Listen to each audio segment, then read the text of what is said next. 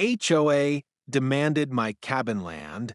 Now, they regret messing with their landlord. It all started one crisp morning when I received a letter from the HOA. I'd heard whispers about their plans for the lakefront, but I didn't expect this.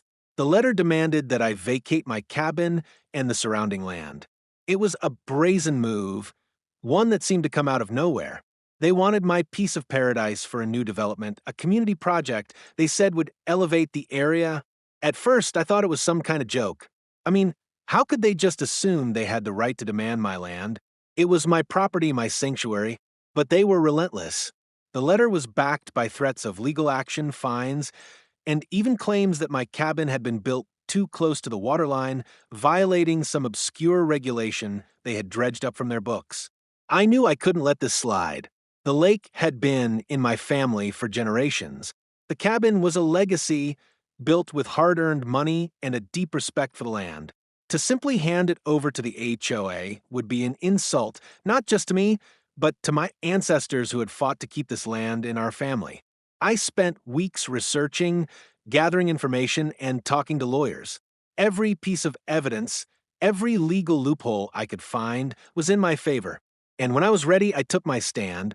I sent a letter back to the HOA, politely worded but firm. I explained the history of the land, outlined the legal precedents, and made it clear that they were not going to walk all over me. If they wanted a fight, I was more than prepared to give them one.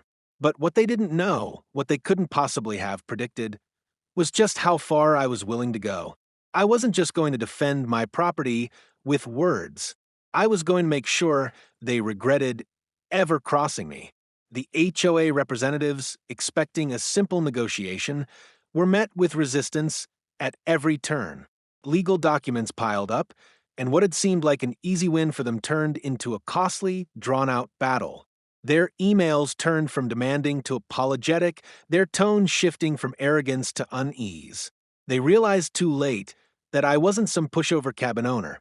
I was their landlord, and they had underestimated my resolve. In the end, they backed down. The development was put on hold, and my land remained untouched. As I stood on my porch, looking out over the lake, I couldn't help but smile. The HOA had thought they could push me around. Now they knew better. They had learned that messing with the landlord of this land was the last mistake they'd ever make.